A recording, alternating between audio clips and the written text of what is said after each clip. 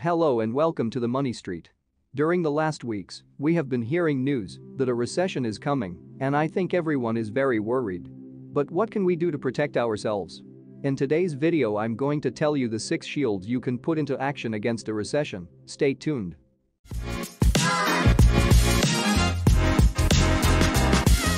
As you know, this has been a very distressing year in general, economically and financially, between the inflation issue and the recession is coming. So obviously everyone is worried about this recession. Bloomberg, in its economic forecasts, said that there is a 38% probability that there will be a recession in the next 12 months. In other words, that the economy will shrink, that it will become smaller. A recession is when the gross domestic product, that is, what is generated in the economy by the sale of products, services and so on, is negative for 2 consecutive quarters. Why is this important? Because in some way, the population, the people who need jobs, etc., continues to grow, and if the economy shrinks, there are obviously fewer resources to distribute among everyone. The issue is that normally recessions can be only of countries or they can be global, and at this moment we are talking about a global issue. So, before panicking, before really thinking that we are all going to die, although it is obviously a complicated situation, the important thing is what actions we can take to mitigate its impact, or even to take certain opportunities. The first point, and this would be the first shield, is to know your current financial status. If you do not know how you are in terms of money, if you do not know if you have savings, if you do not have savings, or how much they would be enough for, if you have an emergency fund, at what level are your debts? If you are investing your money, how much is generating these investments? If your insurance is up to date, etc. The truth is that it is very complicated to know where you are most vulnerable. If your finances are going well or badly, to evaluate this part, if you know well which are the areas where you are more vulnerable, in some way it is easier to identify which are the first actions that you should take in your situation. For example, if you are above 30% of your income in terms of debts, obviously there you have a focus of danger, and it should be one of your priorities to really see what those debts are and how to put them in order.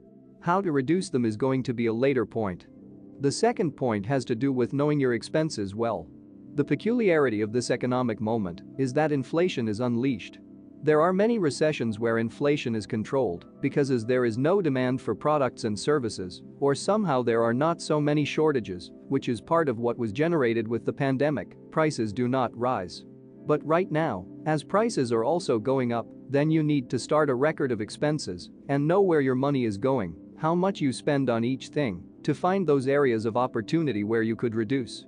You need to know what are those super essential expenses where you're seeing the strongest increases. Shield number 3 is to reduce your debts, as we mentioned before, because if they are over 30% of your income, it is already a little bit dangerous. Or if you suddenly have a lot of things financed at months with interest, in case you run out of income or have an unforeseen event, it is very easy to stop paying. Or simply, even if you keep the same debts, and they are credit card debts, for example, as interest rates are going up, it will become more expensive to pay them. So it's important to try to get those payments moving as quickly as possible and get them out of the way. If you are enjoying this video and want to be aware of new videos, subscribe to this channel and turn on notifications. It is very important that you really take a look at your account statements, see which are the most expensive debts or which are the most urgent so that you know which ones you have to prioritize, and at the same time you can also reduce the use of credit cards. If you keep spending money on credit, it's obviously going to become a vicious cycle. Shield number 4 is to increase your financial flexibility, and the number 1 weapon to achieve this is obviously the emergency fund. How long, how many, in some cases days, in some cases weeks, or even months could you live without relying on your current income? It is important to try to set aside an amount, even if it is 1% of your income, but really do it for this purpose and don't touch it. You should do this so that you have more room to maneuver in case something happens. Shield number 5 is that you do not dare for any reason to leave your money standing without being invested at all, especially if it is a large amount. With this inflation, if you have your money in the bank account or simply all in cash and it is not invested, the expenses due to inflation will eat it up much faster.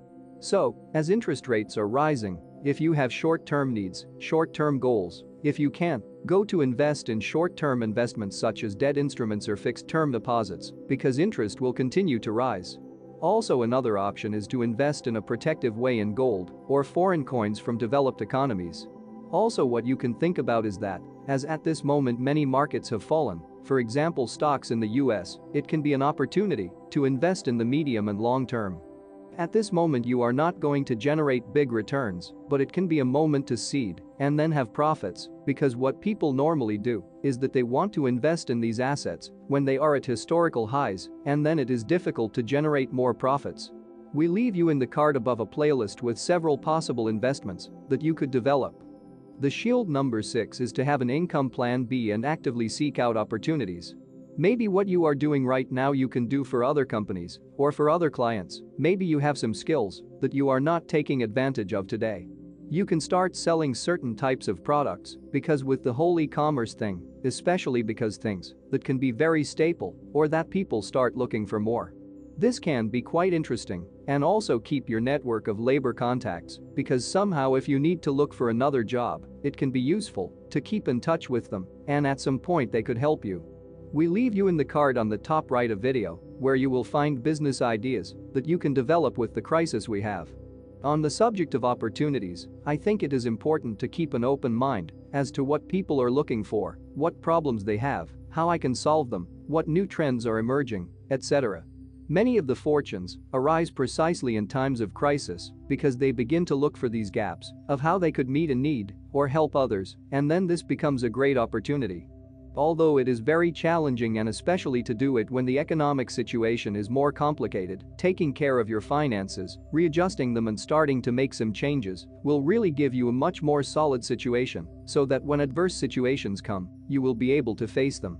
I hope these tips help you, and if you want us to continue talking about these topics, or if there is any particular one that worries you about the recession, leave it in the comments area. Thanks for watching the Money Street, and don't forget to click the subscribe button for more financial videos.